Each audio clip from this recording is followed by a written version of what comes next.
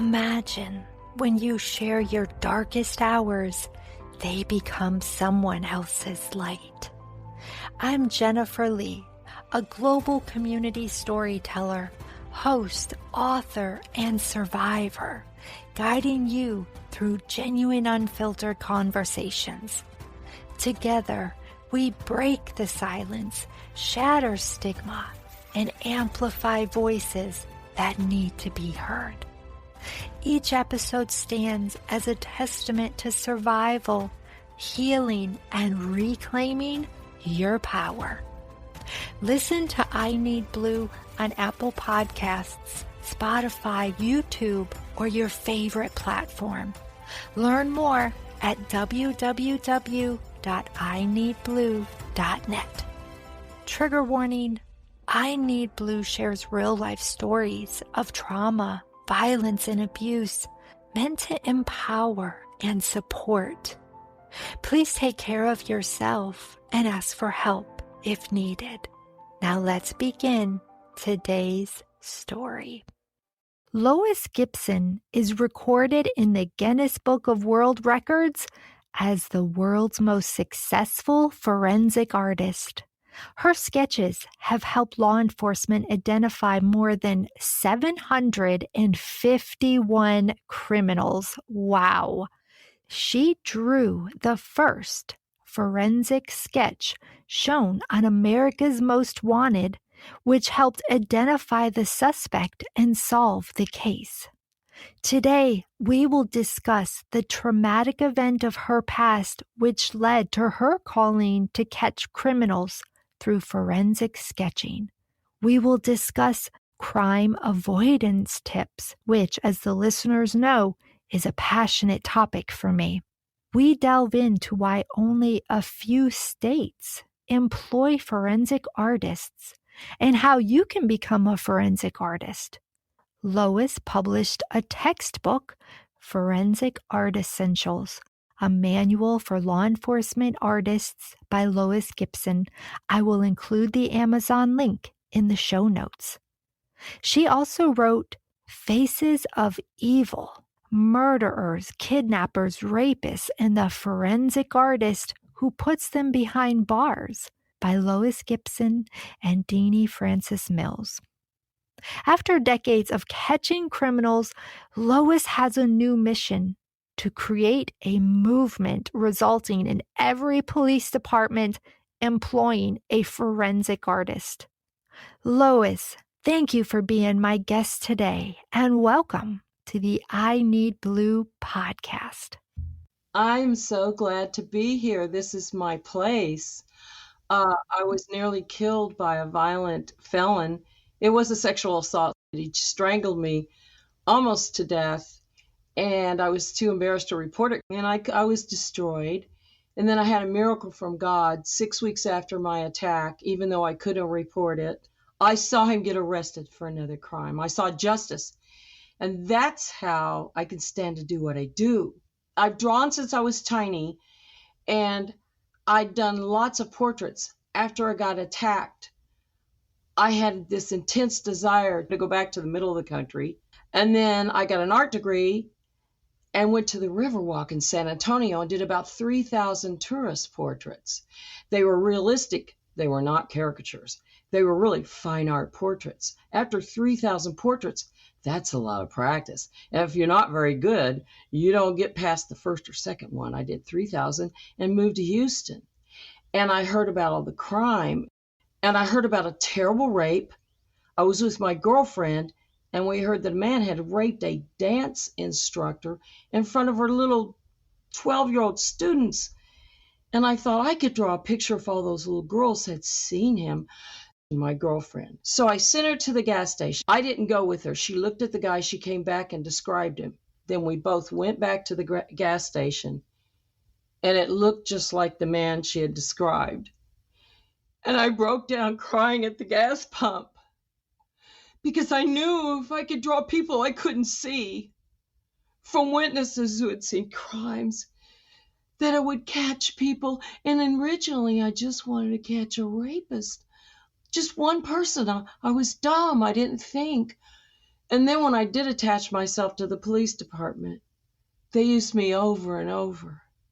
And now I'm in the Guinness Book of Records. I've helped catch more than 1,266 of some of the worst felons that walk the face of the earth.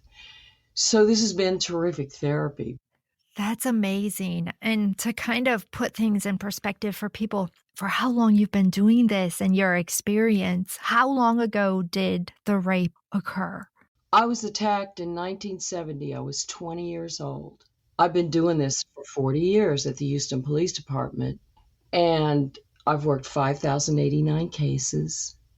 So I have hours where I draw a sketch of a woman that kidnaps a 10-hour-old baby with the mom that just gave birth and it's been kidnapped. And I did the sketch of the kidnapper. It looks like the kidnapper posed for it.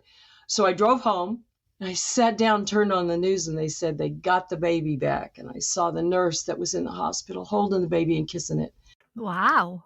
So yeah, I've been doing it for 40 years. I've had 2 criminals that I sketched that when those criminals saw my sketch on TV, they turned themselves in. One guy raped a 10-year-old girl, and it wasn't very close, but he saw it and he turned himself in.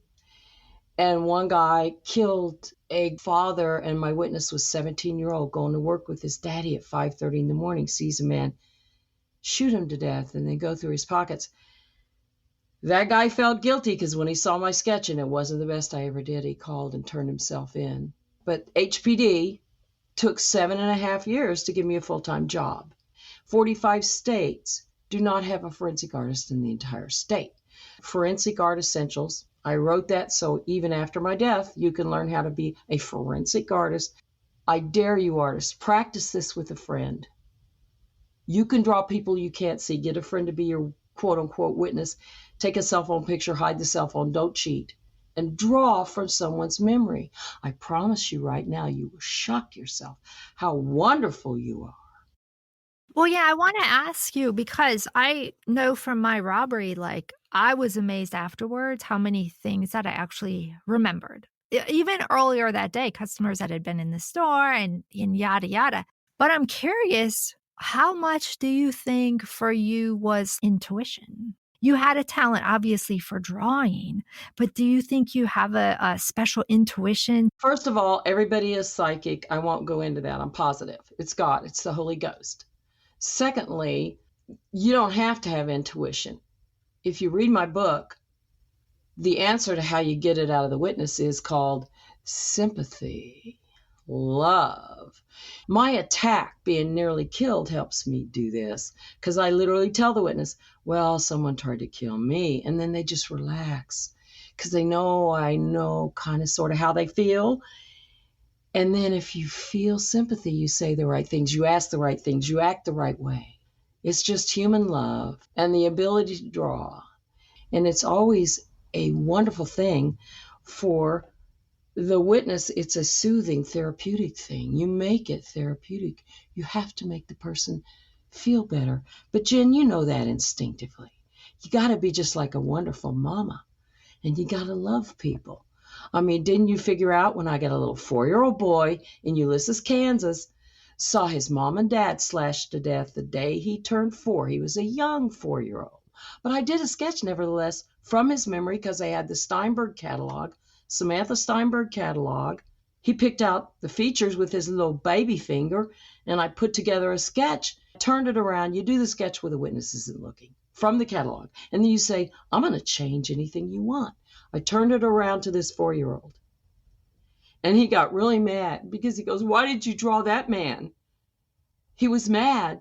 But then after a second, everybody started crying because we realized we had a picture of the guy and they took it near the neighborhood and everybody pointed to a house. Go to the house, go to the house. They knocked on the door. A guy came to the door that looked like the sketch. He had the knife. He confessed there was blood on the knife. Bada bing, bada bing. Artists could be solving thousands of cases in this country. They are not being engaged. I think artists cannot sketch an identifiable image from a witness, but I'm absolutely positive after 40 years, artists can do it.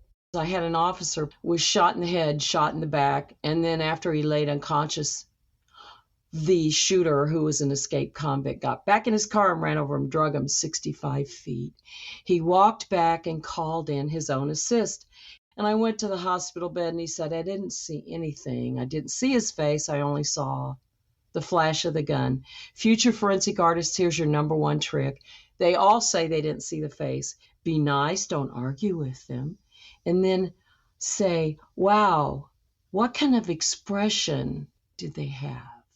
If they answer that question, they saw the face, and you're going to get a sketch. And Paul, the officer that was shot, said he looked like a shark. He looked like he didn't care about anything at all. I did the sketch.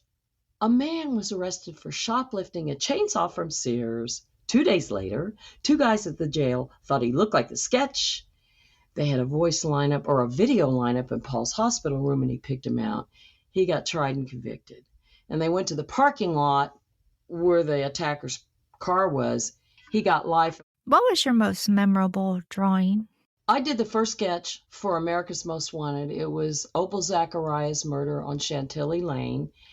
And my witness saw him jump over a fence and looked at him. And then he jumped back over the fence because he didn't realize she would be there. She gave me a sketch. They got an immediate tip, the detectives, but for 2 years, they were looking for Dang Lee. What about this tip? We can't find him. He goes, no, you got the name wrong. It's Lee Dang. And they found him immediately, and they solved it from my sketch on America's Most Wanted. That is awesome. Was that earlier in your career? That was really early in my career. That was before I got a job. It took 7.25 years for law enforcement to get a job, even though every third sketch would solve a crime. And scientifically, there's been a study in the Forensic Journal. Officially, it's 31% of the time, even in the worst circumstances, your sketch artist is going to solve your case. In Kansas, I have about 95 to 100% success rate. They fly me up there when they have bad crimes, and just in Kansas alone, I've caught 4 serial killers. Get a sketch artist, Kansas, full time. The whole state, Colorado, everybody does not have a sketch artist. Chicago, you should have a sketch artist available for your crime witnesses. I have a question for you, because I mean, there are obviously times where you have just brought in that missing piece for them to solve the case and get the criminal. Have you been threatened by any of them? No, that's so sweet. And I don't live in fear. And to tell you the truth, the fear would be probably judges and officers and DAs. Even the crooks, I've seen them in court and they look at me. It's like, no, I'm not afraid. I won't be afraid. I know you're not afraid, but that doesn't mean somebody won't send you a letter to be like, watch your back. They're a criminal. Obviously, they don't care, right? That's why they are in court and in jail. True. But you're thinking like such an organized person. Most people think, oh, they're so organized. Nah. Do you realize almost 100% of the crime victims think they're going to come back and hurt them again? But everybody, and I have my speech for them that no, they're not going to come back. But when I exercise and stuff, I carry a hidden weapon plus my knowledge. Girls, here's your tip to avoid crime. This will be universal. If you are alone in a parking lot or anywhere, sort of open public area, anywhere, and if you see a male, okay, I'm sorry, men, but 95% of violent crime is for men. So you're walking, you're a female, you see a man alone. All you have to do is look at the expression on their face.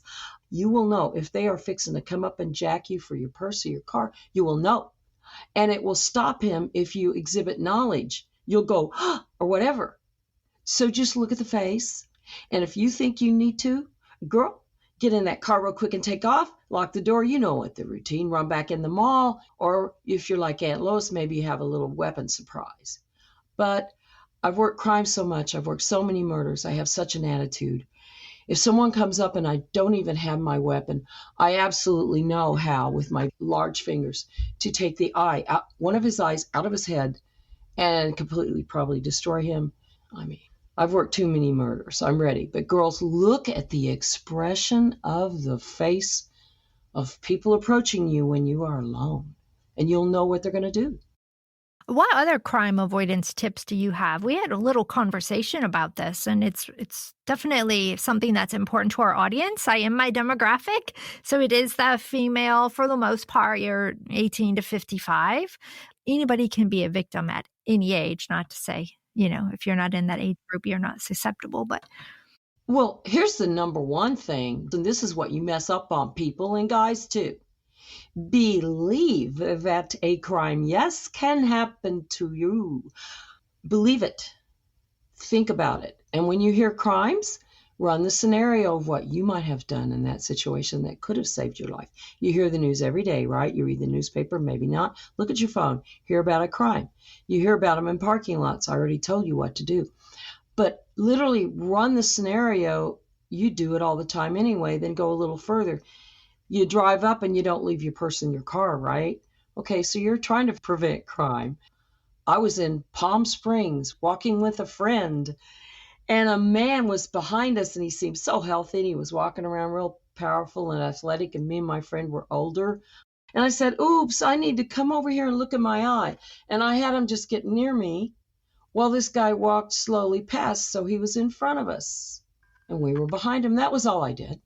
Use your instincts and gut instincts, whatever you want to call them, gut, quote unquote, the psychic things that people have told me about that saved their life.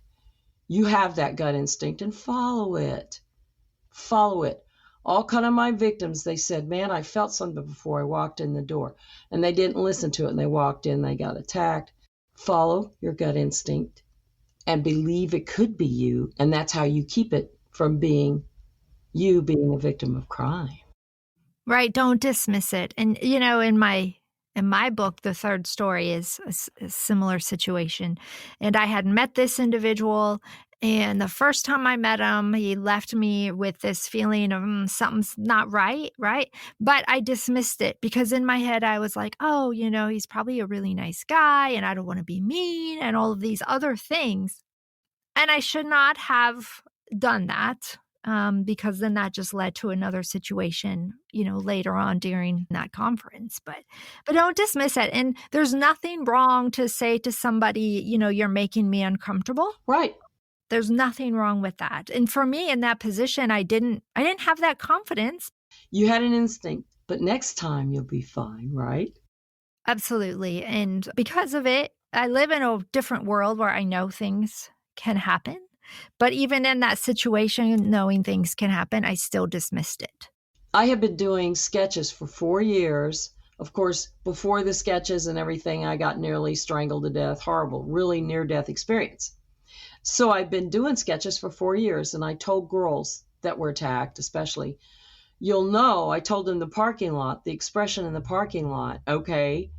So after I had my baby who was 11 months old, I'm shopping, and I saw a guy's expression, and I had 4 seconds to get ready, and I was right. He walked up, and I was ready emotionally.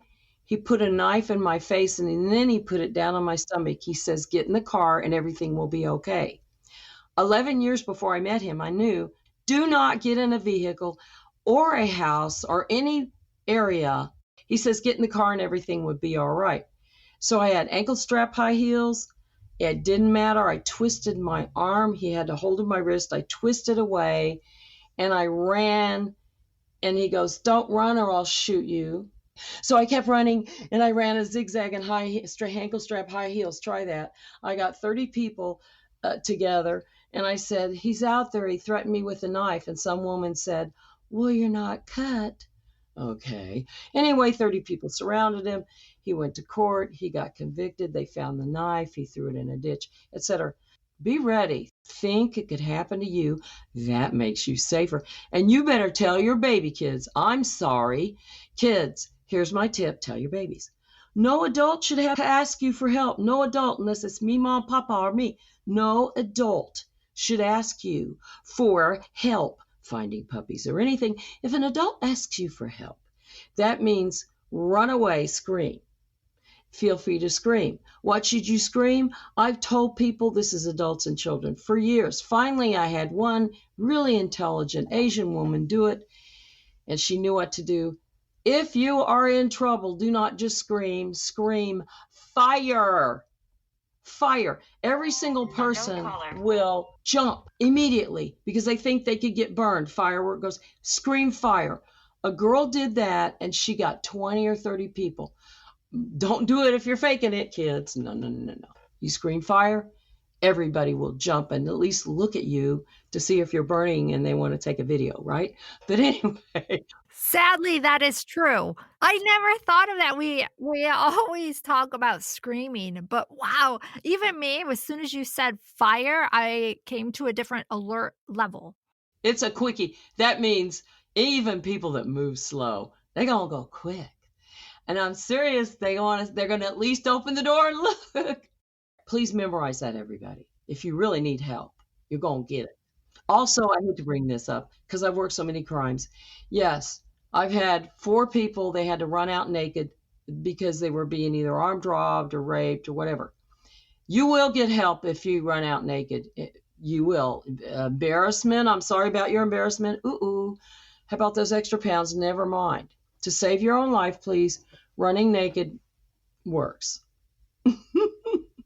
As another safety tip, I don't care if you think your neighbors are tackier. I don't care, whatever it is. As a matter of safety, go over and knock on their door and go, as a matter of safety, Aunt Lois says, I need to meet you. This is what I look like. I see you. I'm over there. If you need help, run to my door and I'll help you. You should know what the neighbors look like. And you don't have to be friends. You just that's what they look like, and meet them and understand at the very least when it's really bad, if it's life or death or armed robbery or whatever, you can run to them. If somebody comes in the front, I worked over 100 home invasion. If you hear people coming in the front, and you'll know if it's a breaking. Now, I don't know if you're going to have enough snap to do this. If they're coming in one way, go out the other way. Open a door, open a window, take your cell phone, hopefully naked. Remember, that's okay. But get out. If they're going to come rob your house and you leave it, that means they have to stop robbing your house because they know you could be calling 911. And if they do rob, nothing in your home is worth you being killed. So get out the other way. Any feelings you have about gold, jewels, or anything in your house, appliances, vehicles, you care more about your life. Go out the other way and let them have it. Very true. Do you teach classes on this? It's very good. Well, because I've talked to over 5,000 people and they said, this happened, that happened, and this happened, I can't forget them. Now, I have a question. You've been doing this for so many years, and like you've said a few times now, just the homicide, the things that you've seen, the things that you've heard. How are you taking care of yourself, your well-being, your mental health? Because that's a lot of continual conversation and being involved in, those types of things. Good question. The Holy Ghost, were you to be like a Christian and you understand that that's going to comfort you. And I get special comfort.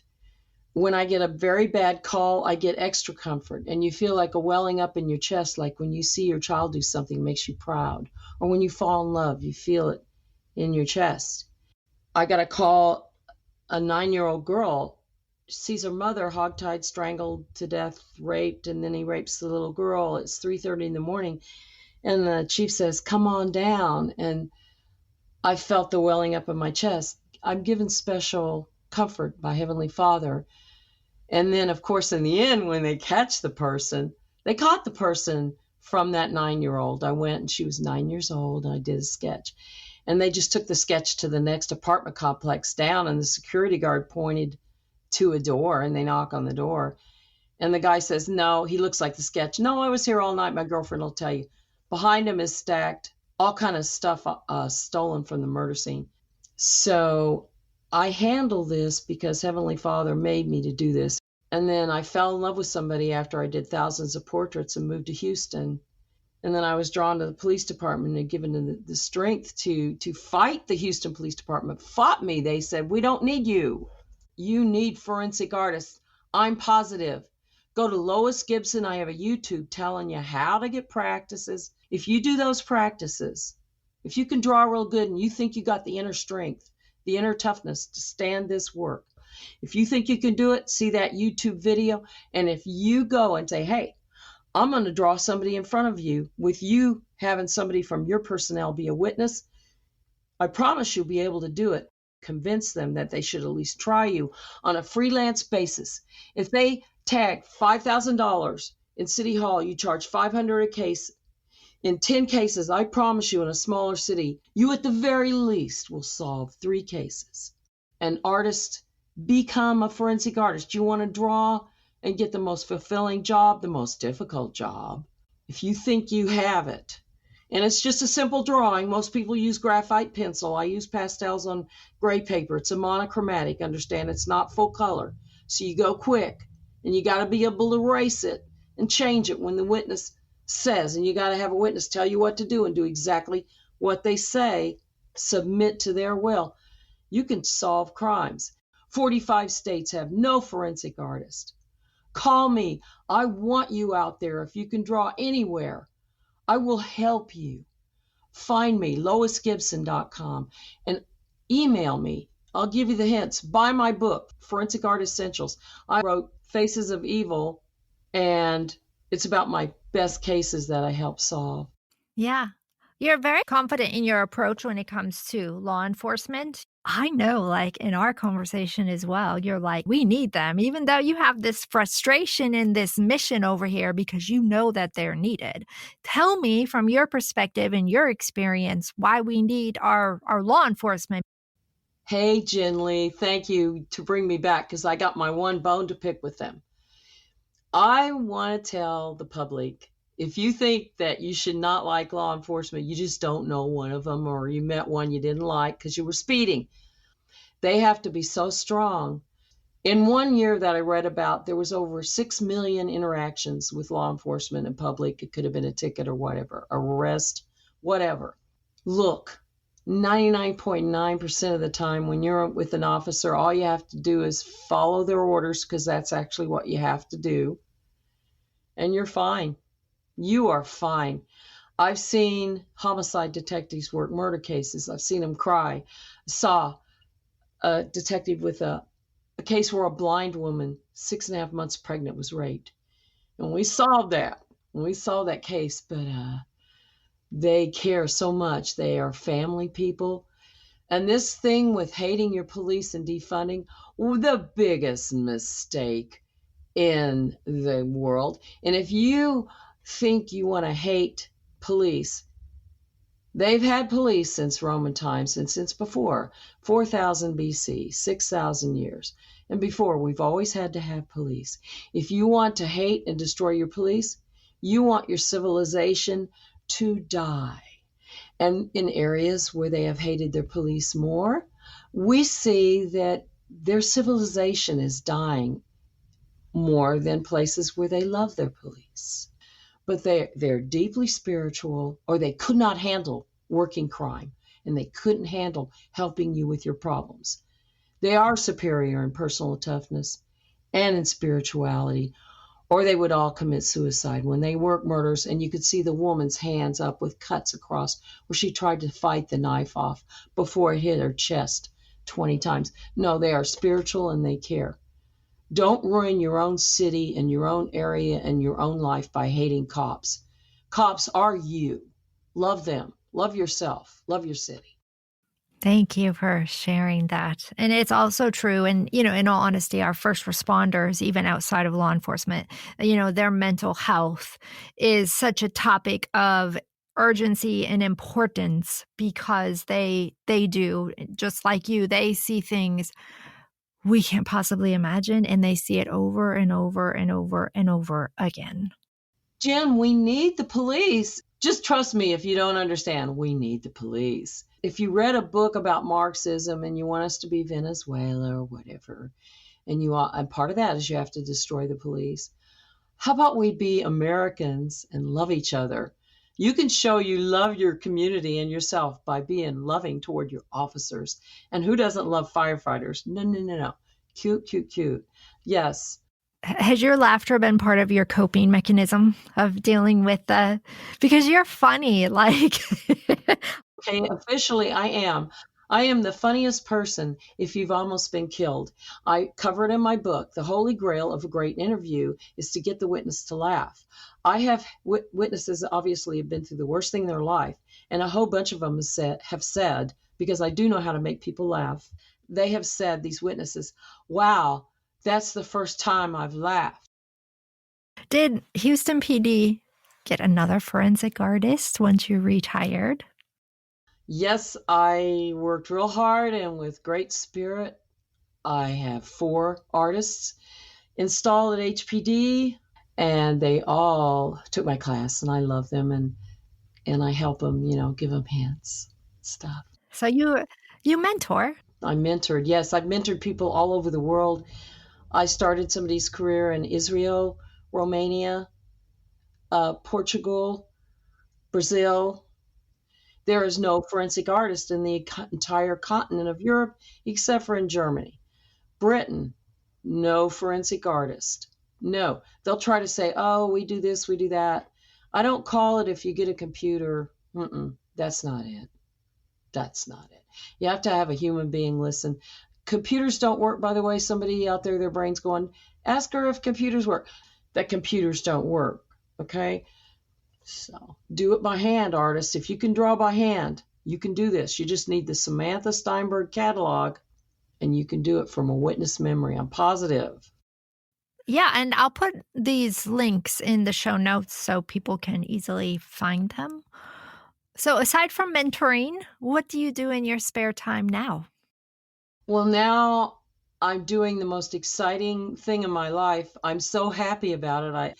I'm doing paintings of the men who died at the Alamo in the Battle of the Alamo in 1836. And there are no photographs of them, but I have taken descendants' photos and extrapolated the main features, and this does work successfully. And feeding into that is my forensic art. Being able to do that is because I was able to successfully facially reconstruct skulls with only a skull. I've successfully done faces, so I have a deep understanding of the face. And then I do age progressions. So I do age progression and facial reconstructions on skulls, rather. And because of that, I'm taking the descendants. I've done 4. On my easel right now is William P. King. They think he was 15 and maybe died the day he turned 16. His uncle was there at the house, and Colonel Travis came by to pick up the uncle to fight in the Battle of the Alamo, and he volunteered to replace his uncle, William P. King. And he died at the Alamo in 1836. So they're hanging in the museum behind the Alamo, which I need to bring up as air conditioned. If you're in San Antonio, you go to the Alamo, and then you go behind it, the air conditioned building, and you can see my portraits. They have Lois Gibson at the bottom. That's awesome. That is like so purposeful too, especially for their living relatives. Yes, the relatives, it brings them to tears. That's what I want.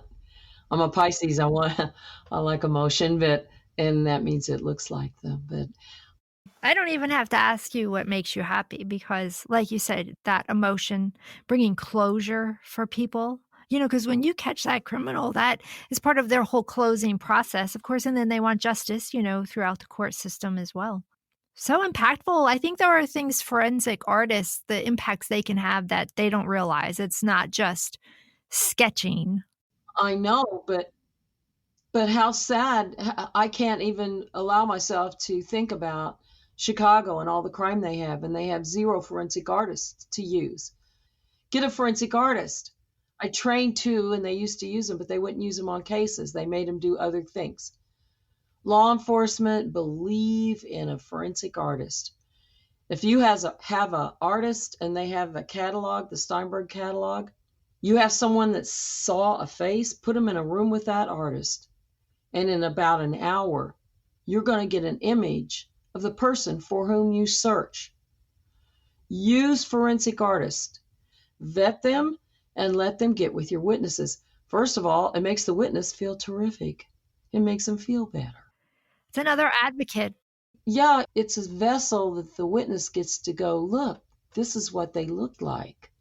Look, it's a beautiful union between the witness and the detective. Before I die, I want to make this happen. People, we need forensic artists. Contact me if you can draw. I will guide you. It won't be hard. It is not complicated. It's simple. And you can catch criminals. Witness memory sketches that can help solve the case. I'm positive. In closing, I was going to ask, so what does it take to be a forensic artist? But let me tell you what I heard. It's quite fascinating. Empathy, like being able to get into knowing how they feel. And because of what you've been through, you get it. Making them laugh is so important to build that trust and kind of, like you said, some of them may not have laughed in a long time. And there is a level of assertiveness. We know your value, Lois, right? But to prove another forensic artist's value to a police department is kind of like the challenge that you're facing, and your mission is to break down that barrier. How is that going for you? Well, I've only started because I was so busy actually doing the job. I just don't know, but God has guided me, and I just honestly, this is when I'm throwing my hands up a little bit. I'm praying to God that he'll help me somehow. I may not accomplish this, but Heavenly Father, I pray, please open up minds to just one artist per jurisdiction. There's artists that can draw so well, and those sketches are just one face. It's just a quick sketch. I'll give you the courage. I have it in me to do that for you, and I want to. This is me being naive. Do they teach that in college or anything? Are there courses where you can learn that? No, they do not teach forensic art. Here's what to take in college. All kind of life drawing, just drawing human beings. That's all. Just draw human beings. And the best forensic artists didn't even go to college at all. Be a sympathetic person, draw people really well and really quickly. The best way to train yourself is to be a sidewalk artist like in New Orleans, or go to any place where there's foot traffic. And then you have to get a shill. Go, hey, let me just draw you for practice for $3 for the paper, or free. It doesn't matter. Sit them down, and everybody will stare when you start drawing. And they go, how much? And the shill's paying nothing. But you go, yeah, that'll be $80, $90, $50, whatever you want to say. So if you draw people live like that for money, it will force you to be fabulous. Somebody in New Orleans that did portraits like me, he pulled me aside and he bought me a beignet and a tea. And he said, this gives you the ability to love people. It's a giving profession. Do portraits, people. It's also the most painful. Come on.